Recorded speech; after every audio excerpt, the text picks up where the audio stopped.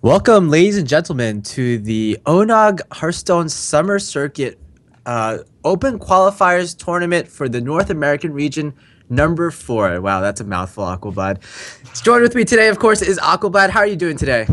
I'm doing good, man. We got some exciting matches today. We got another player returning to the top four, and in Tom, it's going to be cool to see him play again.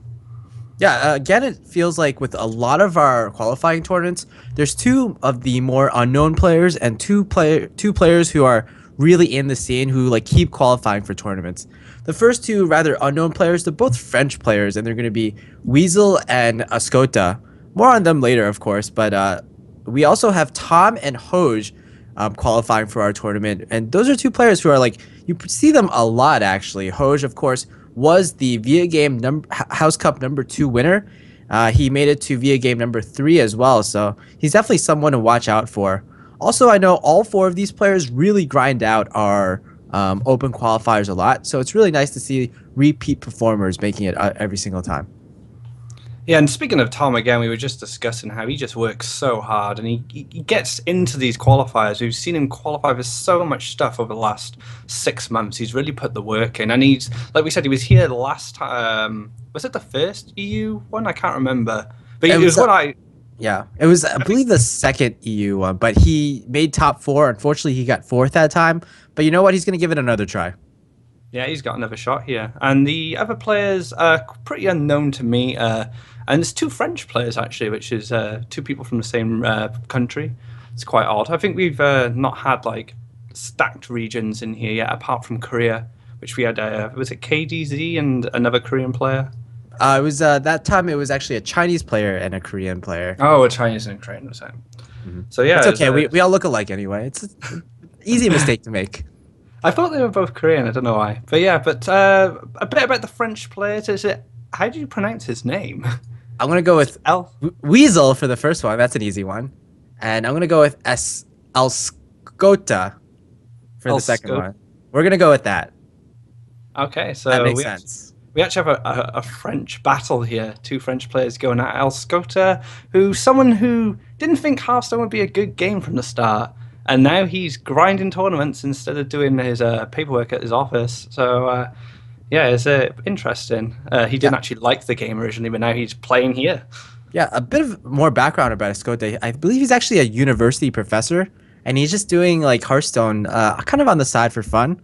Also, Escote, he actually qualified in the top 4 for our European qualifiers number 1, but unfortunately, due to commitments, he couldn't make it, so he had to drop out of that tournament, and he was replaced. So it's really nice. Like, he's actually a repeat performer once again. So he's come back this time to play. Unfortunately, he couldn't play last time. Yeah. As for Weasel, not much known about him, really. He's a big fan of Bane of Doom. Who isn't, I suppose? 5-mana Mal'Ganis. This is the first time they've ever played together as well. This is interesting. So these French players, although they're both big half-done players themselves, they don't actually know each other. So yeah, that's going to be... So well, we actually have... Sorry, carry on. Yeah, I was going to say, like, just as a European player, maybe you're a bit more familiar with the French scene. From what I've seen, the scene is very insular. They very much keep to themselves, but it's a very thriving scene within France. It's almost like the scene within Korea, within China. It's not like they're, like, totally a part of the European scene even. See, it's funny you say that because it's very, very similar for fighting games, because that's where kind of my background comes from, a competitive game, and then the French team very much kept to themselves for a very long time. It's only been recent since esports has kind of picked up fighting games that they've started to show themselves. But we should get into this match, actually. We've got Patron Warrior, wonderful deck, they can do wonderful things, and versus Druid, which is a tough match for Druid to get through Patron sometimes. The removal's not quite optimal. For patrons, swipe being a bit clunky, Wrath not really doing enough by the time you get to throw Wrath at patrons. Yeah, exactly. Now, there was kind of like the first like divergence here. Or rather, Weasel had the decision whether to coin out the Gnomish or slam the Druid of the Claw. Both would have essentially gotten him 2 damage on the Druid of the Claw, but it's just the trade-off of which one he values more and if he values the coin more. Also, the difference between Slam and Gnomish Inventor is like Slam will get you 4 additional health. So it's like this Gnomish Inventor is tanking some health for you. It's almost like a shield block in a way. Yeah, and both plays set up for a death spite next turn, which is probably was the ultimate goal for it. And he actually goes on for the swipe here, so he Yeah. doesn't want to walk into the death spite. I think that's a good play for him, actually. He's got the presence of mind to know that turn 4 is that death spite turn, and he doesn't want to just walk into it.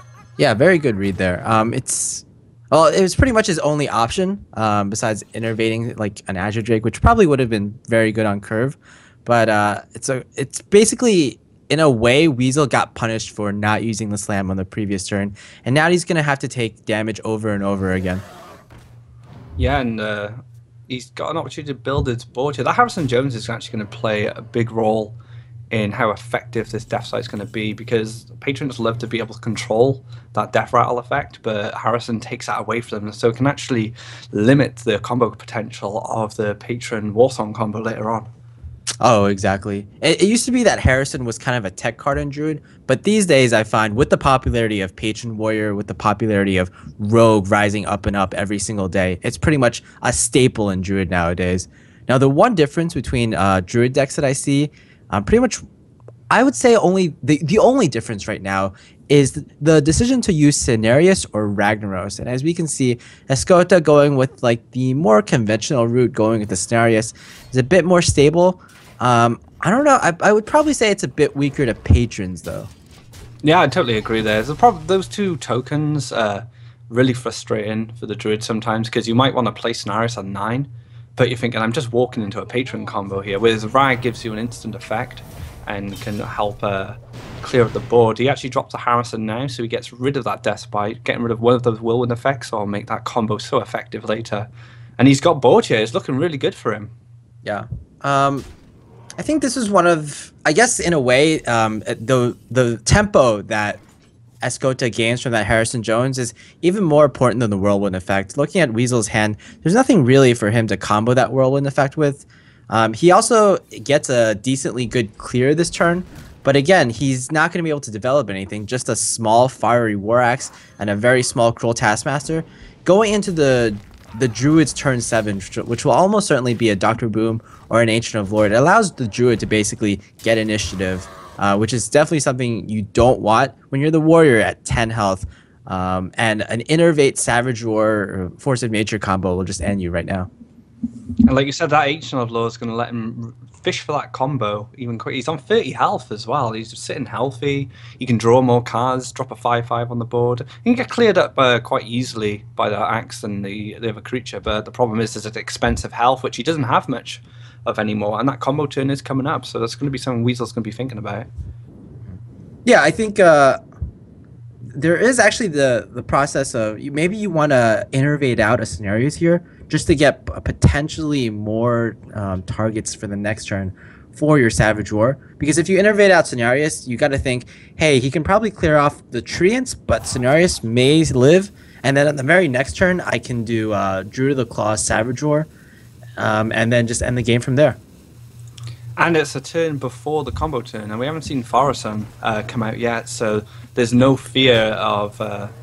Oh, he's actually going for the charge play there, and I guess he's going to drop the Shredder. So he just recharges his board and just gets that instant 4 damage. So I think he's pretty certain he can clear this out pretty quickly. Yeah, definitely the more aggressive play, and it's really up to the Patron Warrior to gain health, and not many lists run the shield block these days. And basically, even if he ran it, he needs to draw it. Armor Smith is another way to get life, but just judging from the board that Weasel has right now, it's probably not a very good option. You need to fill the board with as much as possible, and it's just not enough here without a Thorzen play from Weasel in the previous turns. I wonder what he can do here, actually. He can gain a bit of... Could he use a Warsong Commander here with something? Maybe get that Frothing Berserker up? But he's at 7 mana. It's quite awkward. He hasn't really got enough mana to pull off a really good, convincing combo here to clear this. It's gonna. Looks like he's still thinking it through. I'm not sure what to do here. I think he's going for some kind of insane piloted Shredder drop, but unfortunately, that's just a pretty standard one. It's not going to help him at all. Right. Yeah, this is probably his best option here. Just going for as much armor as possible, then that's pretty much it, basically. clearing off one minion, hoping he doesn't have like pretty much any damage from hand. No Savage Words, no swipes, no Force of Natures. Probably not too likely since you've only just seen one swipe. He probably has those 5 other cards, or one of those 5 other cards in his hand right now. Yeah, and he's actually going to take the win here with double Savage Roar. A bit of overkill here. This is a good win for him because he gets that Druid Warrior match out the way. I mean, if it was Control Warrior, it'd been a completely different game because Druid traditionally kind of stomps Control Warrior, but beating that Patron is really good for him. So well done. So he's got Warlock and his own Warrior left, and Warlock is something we've discussed. Some of the other casters I've cast with is such a wild card right now. It could be anything. It could be Zoo, it could be Midlock, it can be Mali Lock, it can be Hand Lock, Demon Lock. There's so many viable Warlock decks out right now.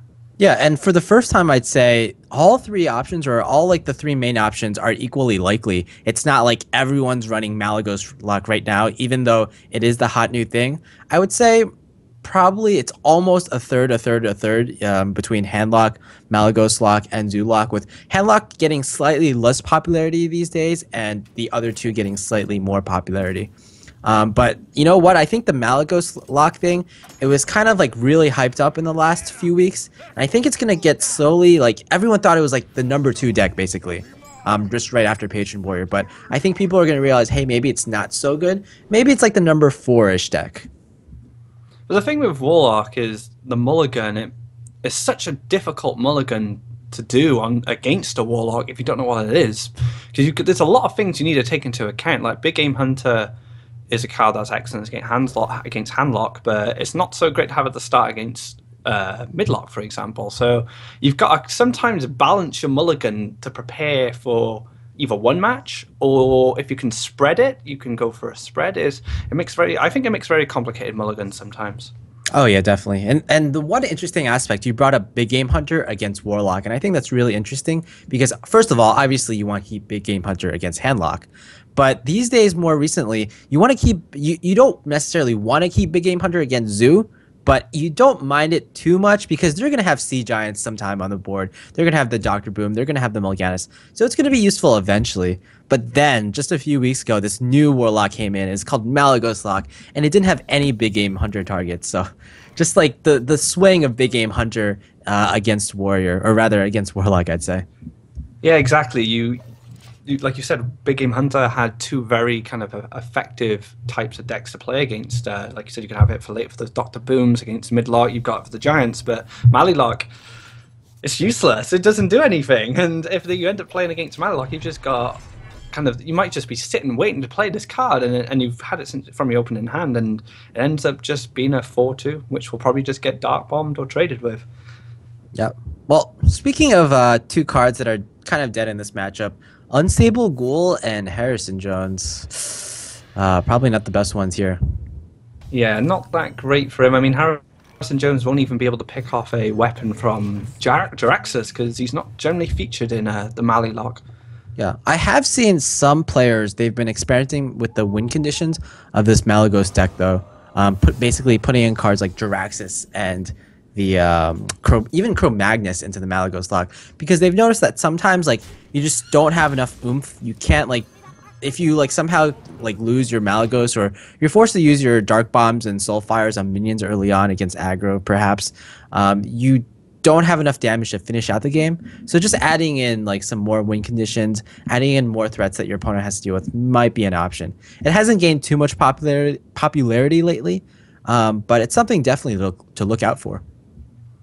I think Jaraxxus is not bad. I mean, you've got enough healing and enough stall that if your Mali Lock win condition, your standard kind of Soulfire thing, isn't viable anymore because you've used it on removal, like you said, dropping a Jaraxxus and starting spawning 6/6 tokens could be very problematic for a player. So that's quite a cool idea, actually. But Mali Lock's a deck I don't play that often. I think I've played it once. A lot of my team play it.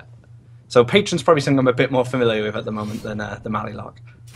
Of course. And, you know, we were talking about how, like, Unstable Ghoul and Harrison Jones were probably not the best cards in Weasel's hand right now, but I think the rest of his opening hand was pretty good. He had an Acolyte followed up by Gnomish, followed up by the Death Spite. Pretty much, like, the best opening 3 cards that you can ask for against this type of deck. I mean, he is act like owled, which was I think was a great play because you just want to stop that card draw, but it didn't really matter. He just drew kind of a lot more card draw. He's got that slam sitting in his hand ready. He's got battle rage for when he needs it, which is where the unstable ghoul might come in a little bit of handy if he manages to get a bit of damage off on a couple of creatures, draw more cards. But yeah, the Harrison is a bit clunky, but still a 5/4 body. Still something the Warlock's gonna have to deal with here when it comes down. Yeah, exactly. Maybe he'll have to burn in implosions, maybe a spell powered dark bomb, perhaps. Or he'll maybe trade it off with the Twilight Drake. Seems like a kind of a weak turn for Escota. I mean, he does play on curve, but this will easily get answered by the Death Spite, and Weasel can potentially get war control. The game would actually swing quite a lot here if Weasel were able to get an Emperor Thorazane out. Technically, Skota would be able to deal with it with like some combination of implosion and dark bomb, but you probably don't want to give too much of your dark bombs early on, especially because number one, you have to be able to use them against against patrons later on in the game, and number two, they're kind of like your win condition. So if you give up too many of them, you might be looking into trouble later in the game. Yeah, those dark bombs have a lot of value for your win condition, but they're also very effective at maintaining board against these rush decks, and they do actually kill a lot of patrons' minions as well. But they hold a lot of value for that win condition, which we were mentioning earlier. The Malilok can just be out of reach with if he's too greedy with his removal. I do like this play. I was just thinking about this, using that unstable ghoul to just draw more cards from the battle rage. He's very close to the combo. You just need to find that patron, maybe a Thaurissan, and things will be looking really good for him. Yeah, unfortunately, neither player has drawn that Thaurissan, and that's really kind of the key card in this matchup. Both these decks, they don't put on too much pressure early on in the game. They just have the minions to basically stabilize to go head-to-head against the more aggressive decks. But they don't really have minions that have too high attack power early on. So you really have a chance in this matchup on turn 6 usually to get the Thaurissan out. You could see that Weasel last turn, if he had Thaurissan, it would have been a pretty clean Thaurissan. And it's going to be the same thing this turn. If Escota had Thaurissan, it would have been pretty good. Unfortunately, he's going to have to go with a much weaker play. It's incredible how important that card is to especially these two decks. Probably more so than a lot of the other decks, because Thaurissan has a very, very important role in Malilok in making those either a 1 mana Dark Bomb or a 8 mana Malagos, because that's what helps him get his win condition. And of course, for Patron, it just makes the deck just so much better. It just makes it so much more powerful if you can get a Thaurissan off. Yeah, So yeah, go ahead. I was just saying, it's just like one card that's come from the last set, which has really flipped things over. Right? It's had the most impact on the game than a lot of cards have recently. Yeah, you think about other decks that really rely on Thaurissan, and you pretty much come down to like mid-range Druid, you come down to Freeze Mage and Handlock, but I think all three of those decks would exist without Emperor Thaurissan, but it's just the Patron and Malagos Warlock. You have to think, if Thaurissan didn't exist, would these decks actually exist? And with the Malagos Lock, you have to think, no, definitely not, because you don't get the Malagos reduction, you won't be able to get the combo off. With the Grim Patron Warrior, it's a bit more tricky. But I would have to argue, I think Emperor Thaurissan helps Grim Patron Warrior and Malagos Lock more than any other deck. Yeah, so two decks that really benefit from it. And like you said, would Malilok exist without it? I don't think so, because you need that effect to make the Malilok work better. I mean, you can rely on Soulfire, kind of the one Soulfire, but you don't get the Dark Bomb with it then. It is so much burst. That's how much difference Thaurissan really makes, is the amount of burst you can do with Malilok. So he's finally got this Harrison down. Just going to be a body here. Probably soak up some removal, maybe a minion or two. And El Scout, he's just going to... A pretty good minion there for him at 4/8. Something that can contest with a lot of Weasel's minions. But we do actually... Of all the conversation of Thaurissan, there he is. He's ready to play. All right, and I would say Weasel gets like a definitive advantage here just because he drew the Thaurissan first. You've been seeing like both players just throwing out these weaker minions. Weasel had to throw out an Harrison Jones early on. It was easily dealt with, and his opponent develops a Twilight Drake, which is usually good, but you know it's turn 7, so it can pretty much get easily dealt with if Weasel wants to. And this gives Weasel an opportunity. He doesn't feel a lot of pressure. He gets to throw Emperor Thor's right out on the field, and his opponent might have to make a suboptimal play in order to get rid of it. An abusive Sergeant would have been a great draw, or would be a great draw for Escota, but it just looks like he might have to Big Game Hunter and Defender of Argus it, something like that. Yeah, it's really tough. One thing I've just noticed, I don't know if I'm correct here, but is that Escota's second Dark Bomb he's used? Yes, he's used both Dark Bombs already, so I think he's pretty much going for the grinding out game and the surviving game instead of the I'm going to kill you with this combo game. Even though he probably still has 2 Soulfires left in his deck. Yeah, he's kind of forsaken a large part of the possibility of combo. I guess he does have the resources to kind of fend off a patron board, which is why Handlock gained a lot more popularity. Having access to those Shadow Flames, having access to those Hellfires, which bring out such a clean board wipe against the Warrior. So perhaps this is it now. He's going for that board game, which right now his board is fantastic. All the health of the minions, apart from the Argus, don't fall to the Patron combo. And he still has to find a way to clear these things. Yeah, exactly. You might have noticed that one of these players' hands is significantly larger than the other. And it's probably because Escota, he's had to deal with his opponent's threats every single turn. So he hasn't gotten to tap very much. So his hand is gonna be looking fairly meager in the next couple of turns. And it's kind of just gonna be about whether he can put on enough pressure with the minions that he has, or whether like the card draw from Weasel will just bring him out of this game. And it just looks like 2 anti-kill bots, exactly what you don't want in your hand right now. Yeah, I think Escota might have an opportunity here to start tapping. I mean, the Death Spite just taking out the Twilight Drake was a bit of a kind of a weak turn, really. Didn't accomplish much apart from taking out 1 minion. There's still 2 healthy minions sitting on the board there, which are quite a big threat right now. Next turn, he'll probably have a more effective way to clear them, but he's probably praying he'll get that Patron. Patron will make a big difference to his next turn if he draws that. Yeah, if you can imagine, Frothing Berserker, Warsong Commander, all for 4 mana, a Patron for 5 mana, and then you can fit in a Whirlwind if he draws a second Whirlwind. If you get the Death Spite Whirlwind effect on, that's close to game right there. But he didn't find it, so he needs to make his decision here. Does he want to start maybe building a Frothing Berserker here, or developing a board with Warsong? Because he has 2 of them, so he does have the option of using one now, or is he going to play a bit more patient? But the problem is, this board is still quite threatening. He's got 15 health. He needs to do something just to kind of fend off Escota here. Yeah, I really like this play here. He just goes for the play that he has both Warsong Commanders, and he has both of them reduced. So I actually didn't expect him to use the Frothing this early, but I can understand that as well. Just getting like as much pressure out there as possible, and just using up all your resources here in order to do so. Drawing cards as well. I think he's probably thinking that he probably will win in the later stages of the game if it comes down to it. So he's just going for the play that's, I think, is the safest right here. Even draws the Battle Rage. That was also something he was banking for, and he's going to refill his hand completely here. Usually you don't want to go too all in with these plays, but if you have the Battle Rage to back it up, like, this is not all in at all. Yeah, he was very fortunate to draw that Battle Rage off the Acolyte.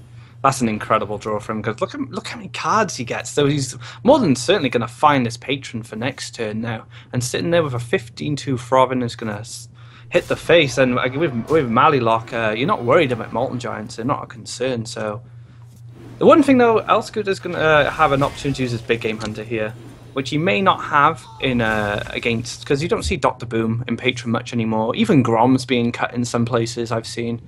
But he's kind of coming in, coming out. People run him, some don't. They're a bit uncertain how they feel about Grom. Yeah, I think it's still a most list, but I can definitely see the point of cutting it. Just you want to get like the core of your deck out there, like the Patrons, the Frothing Berserkers, the Warsong Commanders, and adding in more cards that highlight those cards just might be better in the long term, like the Dread Corsairs, the Inner Rages, for example, or maybe the Unstable Ghouls. Just goes with like, hey, this is why the deck is so strong. Let me feature that instead. So that, Such a defensive play. yeah, that's interesting. Throwing away the Shadow Flame just on 2 minions here. Shadow Flame generally has a lot of value in this matchup specifically because it's such a clean clear. If you've got the right, even if you've got over 3 attack on a minion. I'm surprised he didn't use a big game hunter there. Actually, I don't know another opportunity where he'll get to use it apart from a kind of a skeptical Grom play where Grom has to trade into something. Yeah, I think his reasoning was that he really wanted to get his anti-Keel bot out there, and there's no way for him to, number one, get the anti-Keel bot, number two, clear off the War Song, and number three, clear off the Frothing. He would have to go for this kind of play. Also, he was sitting at 11 health, so I can definitely see the reasoning behind wanting to get a heal out there. I mean, you could have heal bot big game hunters. I mean, you would have left one of the minions. Yeah, he would have left War Song, which is very dangerous. Oh yeah, it was War Song, wasn't it? I think it was Cruel Taskmaster for some reason. Yeah. Oh yeah, I can see the play now. Yeah, definitely understandable. Is this going to be it? Oh, at least very close. Yeah, I think this is also, if it's not lethal, there's also a kind of a bait from Escota. Hey, I've used one Shadow Flame. I don't, I'm going to send the message that I don't have any AoE left, but I do have AoE left. The problem is, yeah, that was lethal. So, Weasel gets a win on the board, beating the Malilock. Escota doesn't look happy. He kind of had that sigh look on his face as soon as he saw the Patron spawn, like, here we go. Here we go again. So Patron gets a win on the board. Still a win on the board for Escota with Druid. I'd be interested to see what Warlock Weasel brings. This is, again, a big question mark deck in these sets. Yeah, but didn't you mention that Weasel had mentioned that his favorite card was Bane of Doom? That gives a big hint for mid-lock, unless he's running really old-school Demon Lock, which ECOP was playing for a very long time, if I remember rightly. Yeah, the kind of similar to the Dark Wonyx list, but I have seen some Malygos Warlocks actually use Bane of Doom in their decks, and the reasoning is that you have all these removals in your decks anyway, that you might as well just run another removal in there, right? It kind of fits the Dark Bomb, the Soulfire, the Implosion theme, I guess. Another thing as well, it takes away having to use those valuable Dark Bombs as removal. Later on, you can maybe throw in a Bane of Doom. If you get a Mal'Ganis, you're a very happy person. If you get a Blood Imp, you're probably going to be quite upset with that. Yeah, just if you're the type of player to go for those RNG plays, if you're the type of player to take those risks, like Amaz, for instance. Nothing to say bad about Amaz, but he is a player that, if he sees a play that might be risky, but it gives him, a higher expected value than just a normal play, he'll go for it, and I really respect that kind of player.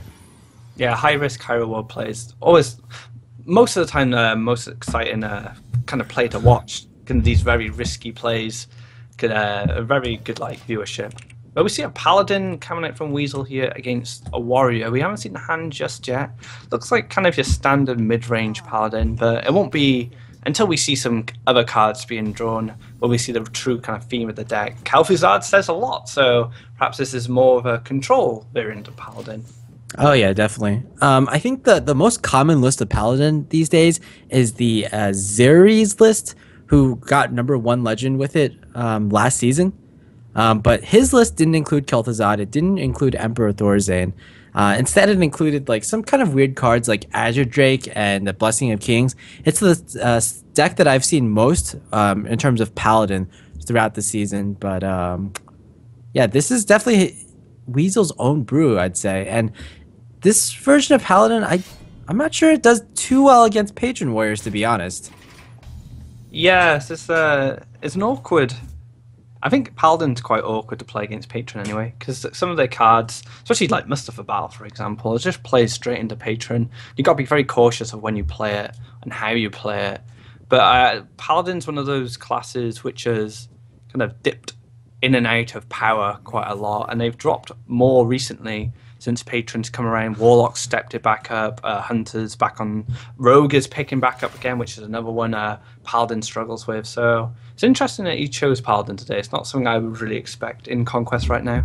Yeah, and I would even think that this slower Paladin from Weasel is probably worse against Patron Warriors than normally, because I've read from Xeres' guides that you want to like rush down the patron warrior, for example, get down a board he can't clear, get those musters early, try to get a quartermaster out, and that's how you win this matchup. Whereas I'm not sure how Weasel is going to win the matchup in the long-term game, because he's going to have to eventually like make some hero powers, and he's going to put himself in range of like the patron combos, in range of the frothing berserker combos. Yeah, I think he's got some tech cards for warriors and hunters and such. He's got a Harrison Jones, so that might play a big role in how effective Al Scooter's Deathspite will be. But it's interesting with Paladin at the moment as well. One player who I've noticed dropped it from one of his last lineups is Life Coach, and Life Coach was playing his kind of control Paladin for a very long time, and I think he switched it for Patron because he was playing his Warlock Druid, which is kind of his standard, like Warlock Druid Paladin for Life Coach was quite standard for a while. That Paladin has actually been rotated out, so maybe even Life Coach feels that it's not at a good place right now, the class. Oh yeah, Life Coach he used to be probably like the most predictable player ever. Number one, though, the award has to go to Hype though. Hyped would always run Rogue, Mage, and Druid. Sometimes he switch it up to Hunter if he was feeling like adventurous. Life Coach, he was known for Handlock, Druid, Control Paladin every single time. But you know, when a deck like Patron Warrior comes out, how can you not play it, right? Yeah, it features in so many lineups in Conquest. I think it's strange to not see Patron in a tournament sometimes. And on Star Ladder recently, we only had one Patron Warrior out of one Patron Warrior. It was crazy. Me and Caldy had no idea what was going on. Did they just forget the deck existed? Oh man, there's the Russian metagame, I'd say. So we're going to get a Forest on here, which he's going to get a lot of value from. He's going to get some excellent reductions here. Yeah, Escota hasn't been drawing too well, to be honest. Like, he's drawing his like low value cards like the Unstable Ghoul, but he hasn't gotten too many of his draw minions, like an early Acolyte of Pain, for example, even a Gnomish Inventor. So it might be a little difficult for him. I mean, if you compare that to Weasel's last Patron game, he had Slams, Acolytes, Gnomish Inventors, Battle Rages, he had everything he needed to draw. And it's a bit different for Escota here. He's not really getting... He's actually running Shield Slam variant, okay. Yeah, that's a really popular variant to run these days. It started off with Nyria, I believe, and then it eventually got onto the NA scene with players like Zalay and Sixo adopting this Shield Block, Shield Slam tech. And I think the reasoning there is Shield Slam and Shield Block, they help you shore the matchups against both Handlock and aggro. And Handlock was like one of the decks you struggled against with Patron. So it just kind of shores the weaker matchups and makes you pretty much 50% or better against everything, as some people would say. Yeah, it's nice to have that access to that hard removal. Because the executes alone could be a little bit unreliable. The slams definitely made them a little bit better because they had just another spell to throw out there. Whereas a shield slam, for example, can just be a solid, like, just take out an 8/8, take out a 7/7. But it's a bit more flexible than, say, a BGH. You've got multiple targets with it. So I do like the inclusion of it. Yeah, I like this play as well. Just ignoring the Sylvanas altogether. I don't think he can necessarily afford to trade all your minions into this. Plus, like, as the Patron Warrior, you want to put as much pressure on your opponent as possible, especially with the hand that you have right now, which features a lot of the pieces of one of your main combos. If Weasel puts too many minions on the board or he doesn't clear enough, it might just be game right there. Yeah, that Throbbing Berserker will just pick up so much attack. Depending on what way he decides to go, he has a Consecrate available to him, so he has a way to get rid of at least 2 of those minions guaranteed. I do actually really like this play, like you said. He's just ignoring it, which is something Sylvanas can have trouble with against aggressive decks if they don't have enough attack for her to actually proc a Death Rattle. And you can just ignore her until you want to get rid of her. And yeah, she's proven to be a little bit ineffective here. Yeah, I think you almost have to Consecration here just because you're afraid of what could happen if you don't, and there's too much pressure on the board. But you already have the reduced equality in your hand, so if you save your Consecration here, or rather if you use your Consecration, you might be afraid of like a huge Grim Patron board, and then you won't be able to deal with it. You've given up your way to deal with it. So the anti-heal bot will it will save him from the Frothing Berserker. He did actually commit a lot to his own board there, but he's not going to get punished because the anti-heal bot probably just tipped him out of range unless I'm doing some poor maths. But so this is going to... What's that there? So he's going to get a slam here. Hopefully draw a patron, I imagine. But he's used 2 mana now, so he won't be able to do it till next turn. Yeah, a little unfortunate now. He'll be able to clear this board, develop a little bit, but it's kind of like a weaker turn here. But he is sitting a lot of health. Look how much health he has in comparison now. He's built up 18 armor as a patron warrior. He's not even, that's something a control warrior would do, just build up stacks and stacks of armor. But he's sitting pretty safe here. Yeah, the one disadvantage of having so much health, though, is that you actually don't get value, as much value out of your battle rages. Like, he won't draw that additional card anytime he draws into the battle rage. And it's looking to be like fairly likely for him to draw into battle rage pretty soon. He's running out of draw cards in his hand, and it might be actually like a huge issue with him if he draws into the battle rage but has no way to activate it, especially without being damaged. Yeah, you just need just 1 damage. That's all you need. But he's got 16 armors sitting there. This is a slower.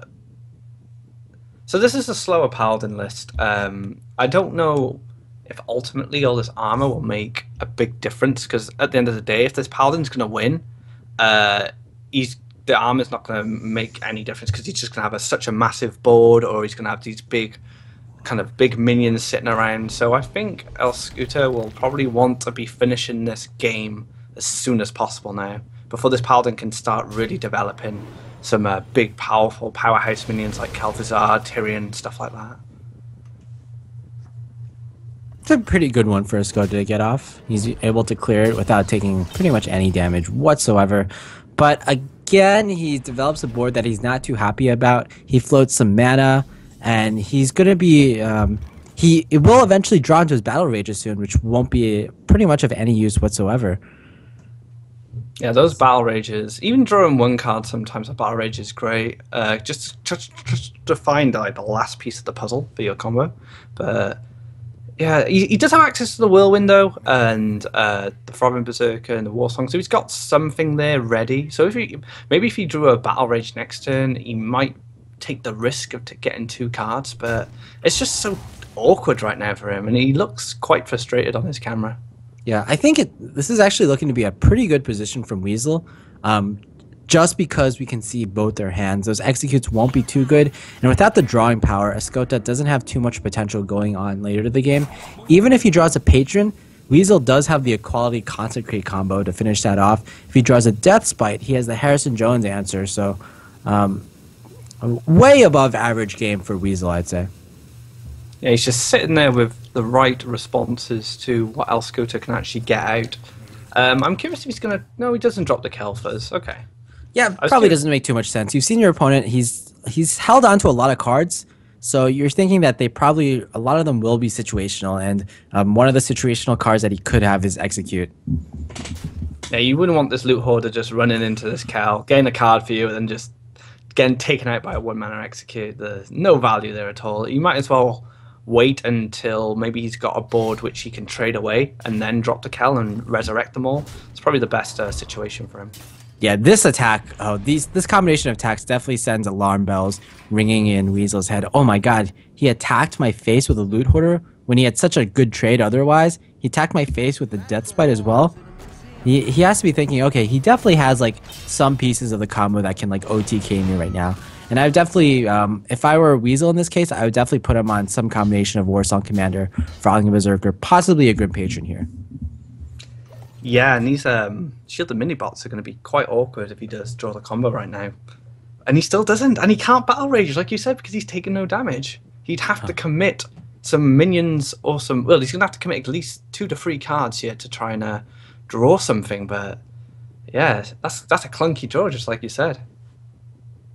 Yeah, exactly. Yeah, as you said, like a bit awkward for Weasel to have so many minions on the board, But even more awkward for Escota with the hand that he has. We've seen him make a lot of plays throughout the series where he just goes for the card draw, maybe not using his minions efficiently. But right now he's out of card draw. He has no way to dig down deeper into his deck, and he really needs those patrons to actually make something out of this hand. He needs an Emperor, but he has no way to get those cards. So I think right now he might actually want to take some damage, take 13 health worth of damage, just to get rid of that armor and get some value out of the Battle Rage. Where do you go from here as Weasel? He's playing this Patron Warrior so slow, which just says to him he just doesn't have what he needs. And I don't... Weasel is in a tight spot where a Patron combo would be quite painful right now, and he's got no way to like trade these 2/2s away, so it's feeling quite awkward to him. Do you just like axe this Kel'Thuzad? Like, it's not too much damage, but it's enough damage so that you'll be able to Battle Rage the next turn. As funny as that sounds. Yeah, I wouldn't mind axing this.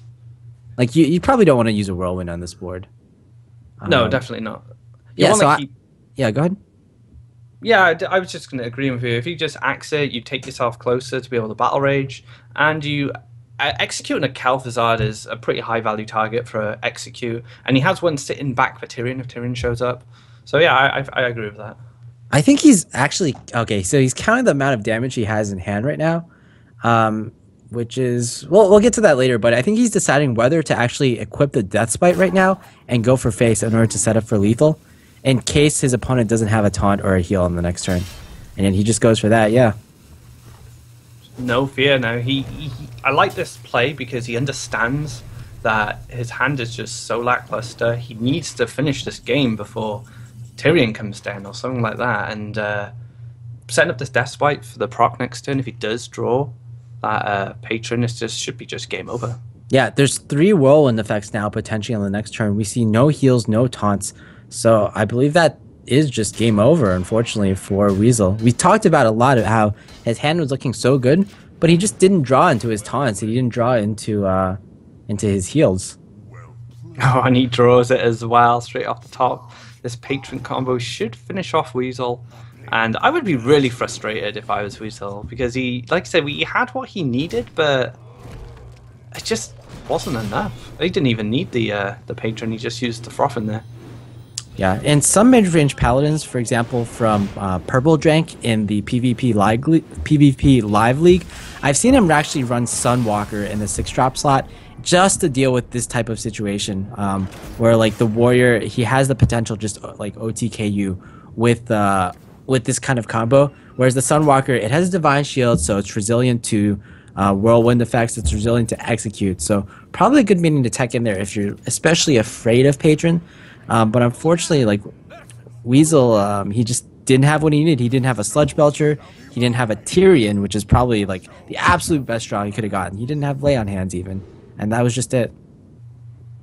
So yeah, so Scooter just showing how powerful Patron can be when it has that combo available, and showing how weak Paladin is right now, I think.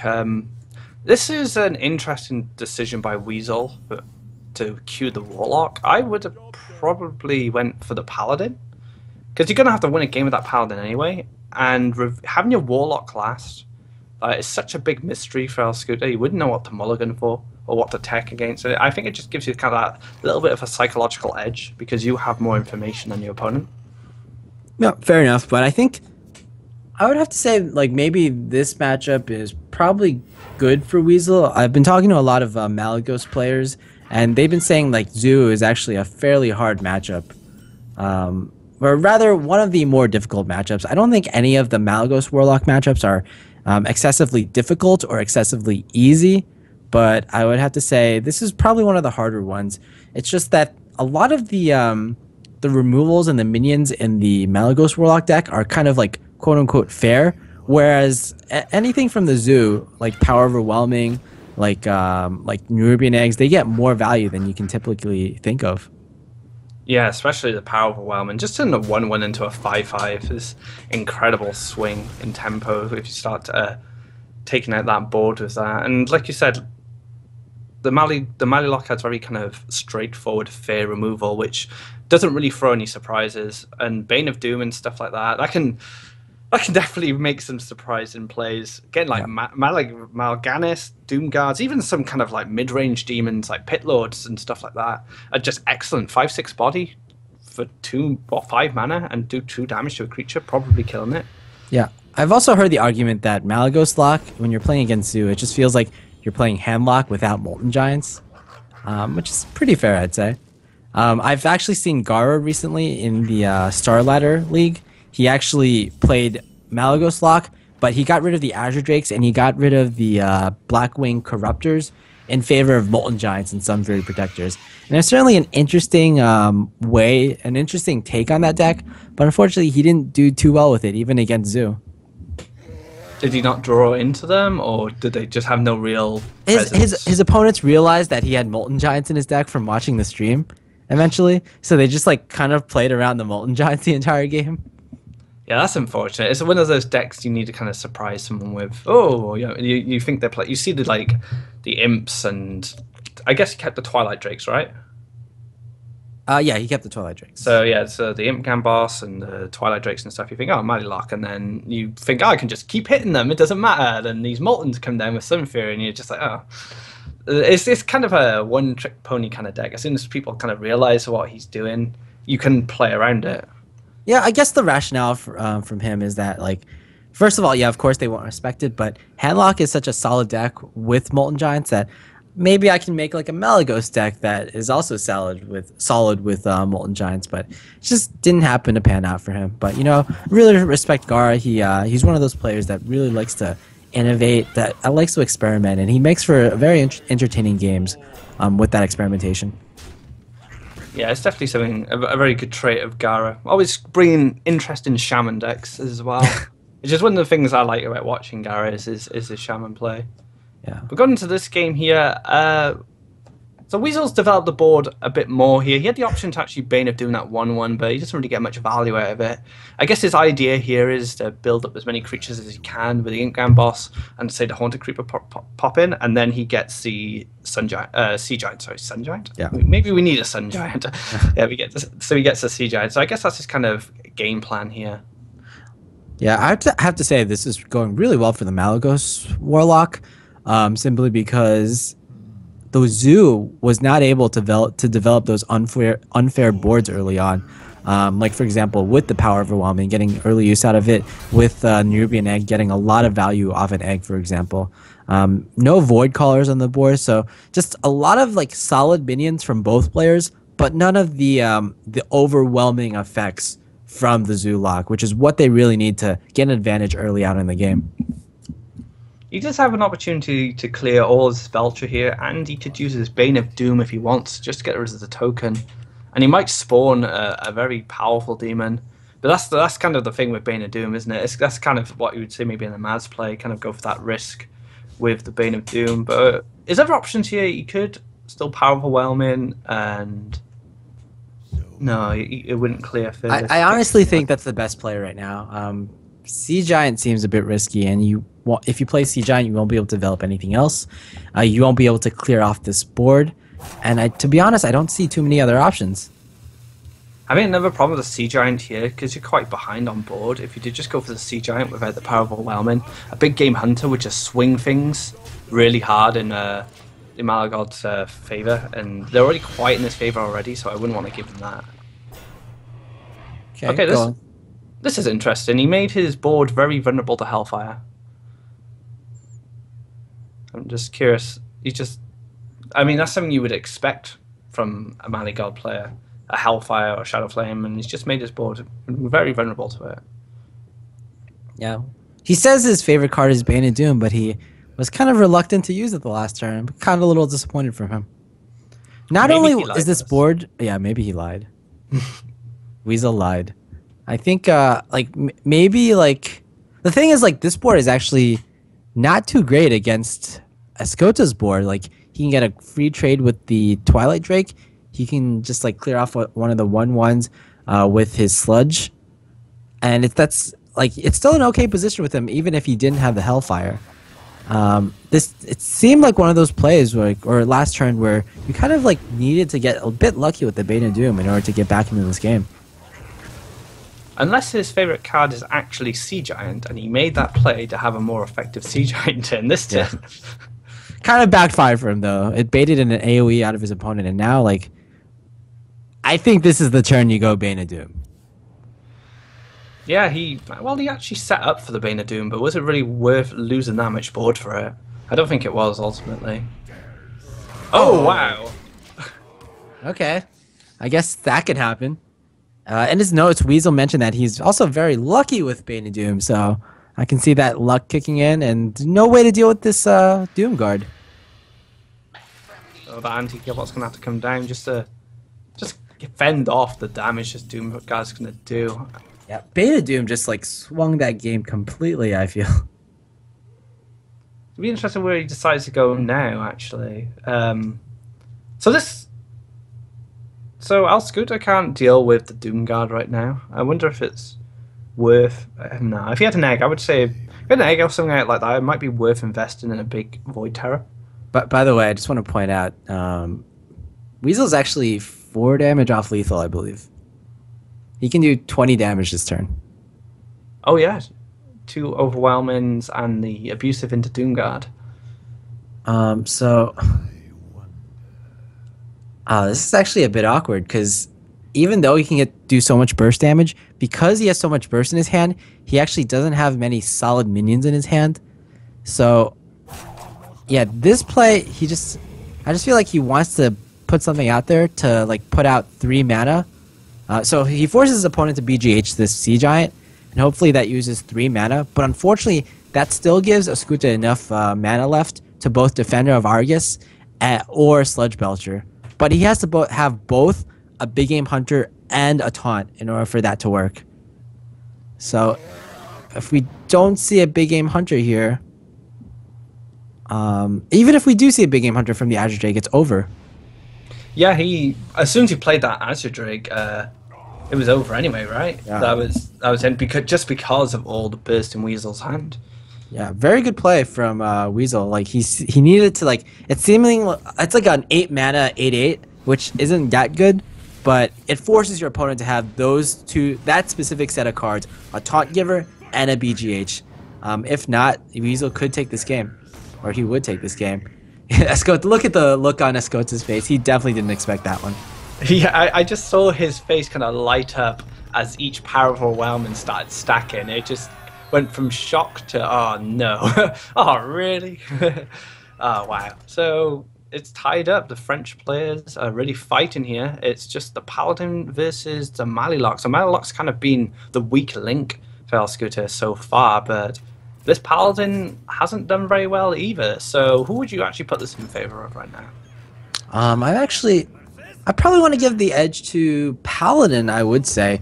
I think Paladin, even though it's probably not like a top tier deck right now, I have to say it sometimes feels like it does pretty well against Malygos Lock, because it has the ability to put on that pressure with the Quartermasters, with the Musters for Battle. Muster for Battle especially, like there's no really good way for the Malygos Warlock to deal with it too effectively unless he gets an early Imp Gang boss on the field. Like, you don't want to Hellfire those things. You don't want to Shadow Flame those, like, pesky 1/1s. Also, like, Shield and Minibot is surprisingly very difficult for Malygos Warlock to deal with. Yeah, a lot of their minions are quite slow. It's not until about turn 3 they start building up any form of board. And unless they rely on those Hellfires and Shadow Flames, they rely on their board to get rid of these tokens and knock off these Divine Shields. So yeah, I think I agree with you there. Yeah, it could definitely be in the edge for Weasel, because looking at his hand right now, it's a very good start. He has a very fast start, which is what he really needs here. Yep. Kind of 2 swings here. We're going to have the Truce over Champion here. It's the perfect card to take care of the Imp Gang boss. But on the flip side, we see an Ooze from Escota's deck. I would probably say Ooze is probably in about 30% of Malygos Warlock decks these days. It's either that or Earthring Ring Farseer. Usually it's either or. And it's depending on whether you want to take more against patrons, or whether you want to take more against aggro, I would say. Or just non-weapon decks. But it's definitely like one of those cards that can have a huge swing, especially in the Patron Warrior meta.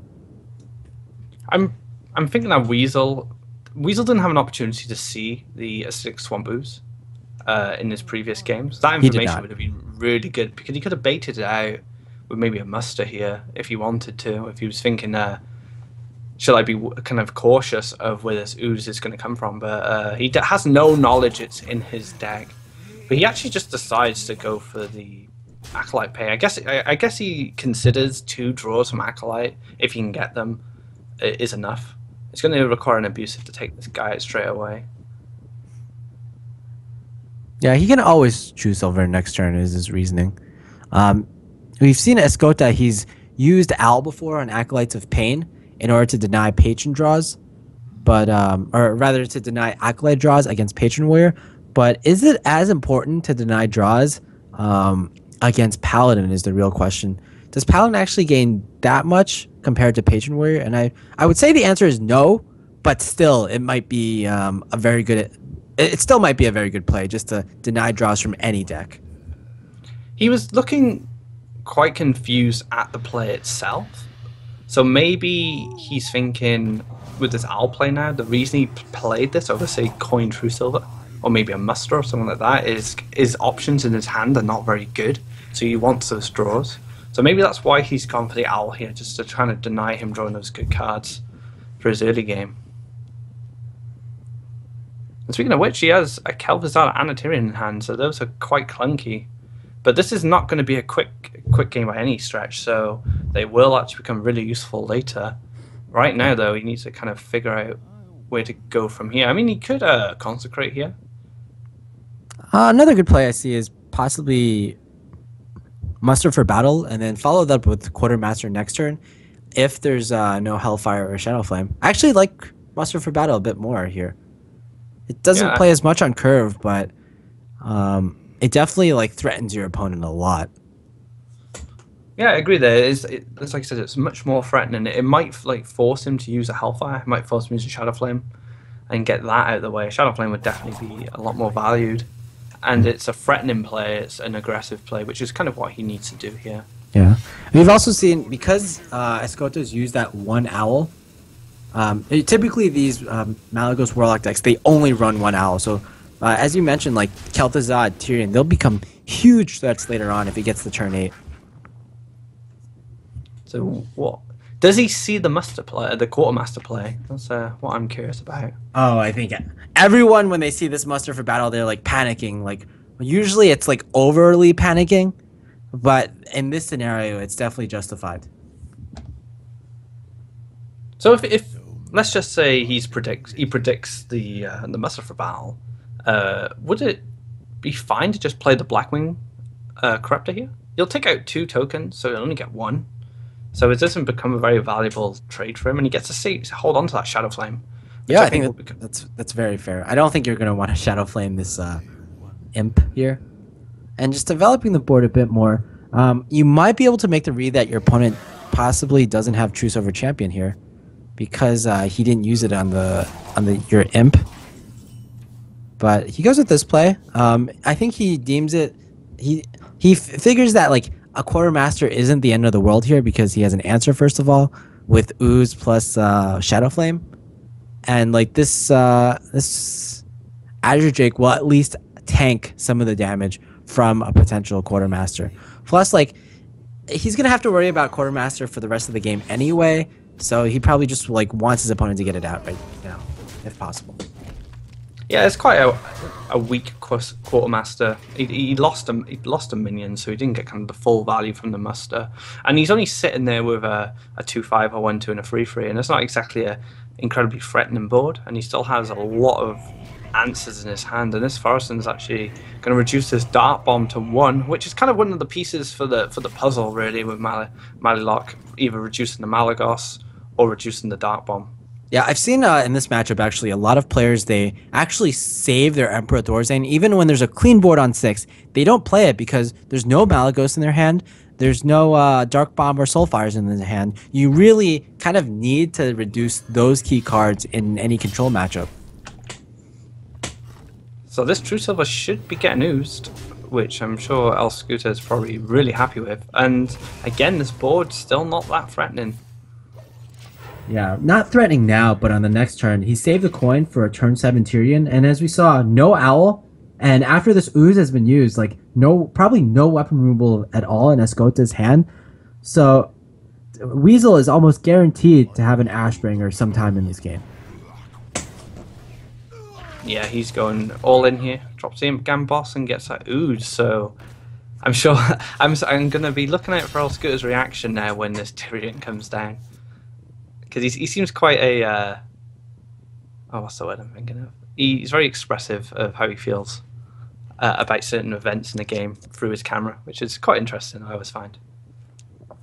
Yeah, one of the nice things in early Hearthstone, we didn't have spectator mode, so we kind of like had players like streaming their point of views. So that's kind of like carried over to when there is spectator mode now, and now we're able to see those facial reactions. Where, as in other games played online, like Dota, like League, like StarCraft, we don't necessarily get to see those reactions. Yeah, it's not until like offline events you get to see the reactions of the players for those games, and that's kind of the luxury of Hearthstone, having been able to, because it's not as an action-packed game as say those games, and it's not teams. You can just have the two players and the two portraits. Well, this is awkward. Yeah, I can tell by his face. He's shaking his head. This is one of the things I love about competitive gaming, because the kind of psychological strain some matches can have on players. I mean, this is the last game as well, so whoever wins this goes through, and he'll be knocked into the third place match, right? So it's looking tough. Is there a losers? It's not a bracket, is it? It just goes to third place, right? Yeah, it's just third place. It's finals. If you lose this match, you can't get in the future tournament in the following weeks. So yeah, this is quite an important game for him, really. Yeah. And now giving up the Dark Bomb, that's actually huge. It gives up his win condition, really. It lets him like survive, kind of, but yeah, this isn't looking good. And as we said, Weasel guaranteed to have an Ashbringer in this game, staring down his opponent who has 12 HP. Oh, Escota, he just leans back. He knows like he couldn't make it to the qualifier number 1, even though he qualified. This was his chance, and he's just not doing well. He kind of knows he probably has like a 1% to win this game right now. Yeah, as long as he just needs 3 swings with this Ashbringer, not including any of the damage he does. And he has a Consecrating Hand, so he does have a way to clear this 3-3 and get a clean hit on the Escota's face here. So yeah, it's looking incredibly bleak. And look, even without the Ashbringer, I mean, Weasel has a lot of good options in his hand. He has a Lay on Hands to top himself back up and draw some more cards. He has that Calvazar to come out. And we don't know what else he's got in here yet. He could have Guardians of Kings, Dr. Boom, Rag. Who knows? We haven't seen enough of this list really to really tell. Yeah, I think right there, Weasel was just thinking about how aggressive he wanted to be, how much he wanted to leverage the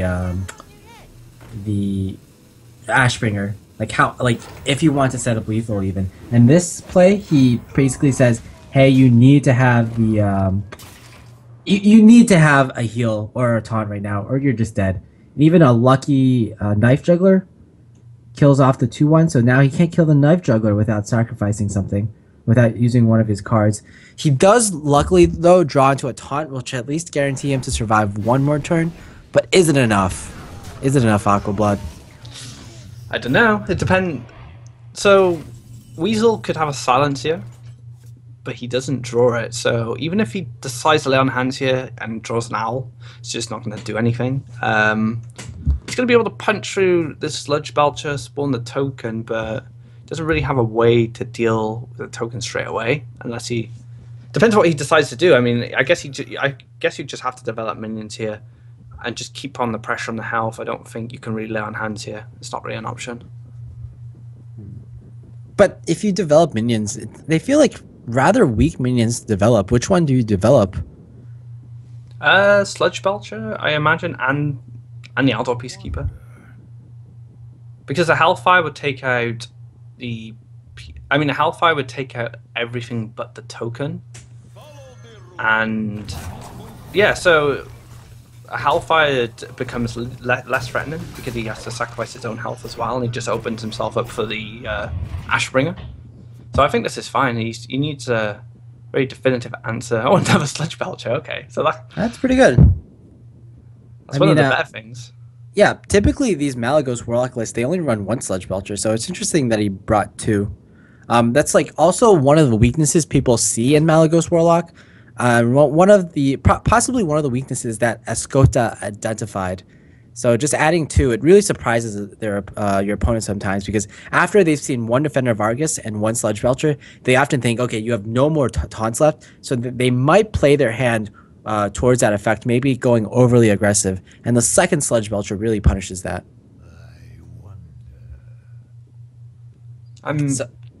Where'd you go from here? Clear as much as possible. Is it a Shadow Flame turn? Has he seen? He's seen Kel'Thuzad in the last game, so it definitely makes sense for him to play around that. Yeah, this is good for him actually. He gets a fresh Belcher up. He gets to pick off this slime and keep his own slime alive.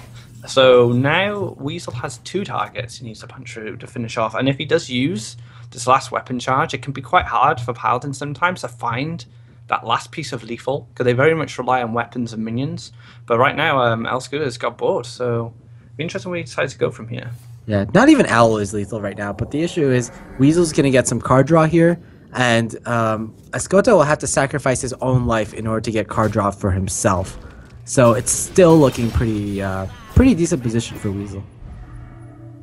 In order for him to win this game, he basically needs Emperor, Soulfire, Malagos in his hand. In the next 3 turns, he needs to clear his opponent's board every single turn, and he needs like a clean turn in which he can Emperor Thorzen. A very difficult combination of things to pull off altogether. Yeah, he's not drawing what he needs here, and Weasel's in such a comfortable spot right now.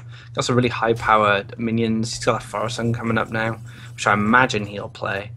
And he has an Owl ready, so if he can develop... So it might actually be worth playing a Belcher and a Shredder here instead. Just to develop... Or just a Forest Sun and the Shredder. Just develop some stickier minions so you can punch for lethal next turn. Yeah, I like the sticky minion approach. Because then all he needs... If he draws a weapon as well, it's game over. Even a muster might even be enough, depending on what comes out of the Shredder. Or depending if he can take out the Sludge Belcher. You have to think, though, with 2 draws next turn, Escota, like, he almost certainly has to draw a heal or a taunt, right?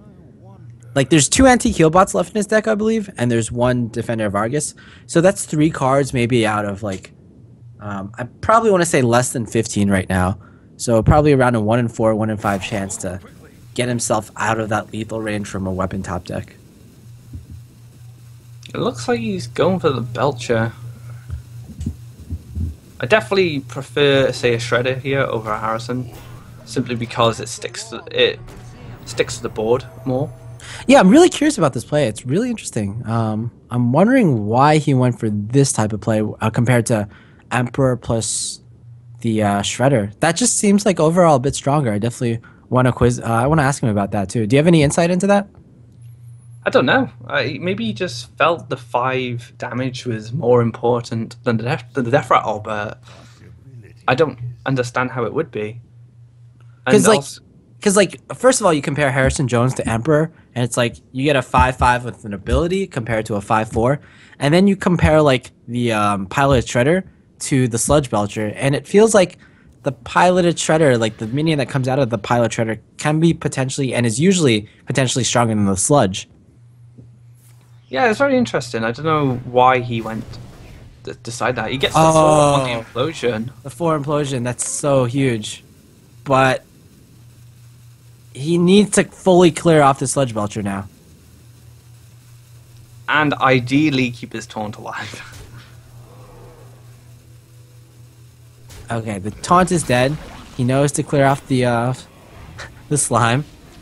And now Weasel needs a top deck here to win the game. Muster for battle, is it?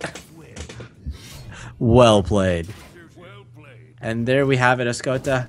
He was fighting for dear life, but it just was unfortunate. He was kind of on the back foot the entire game, and Weasel just brought it on. He kept on the pressure on the entire series, and he goes on to our winner's match. Congrats to Weasel.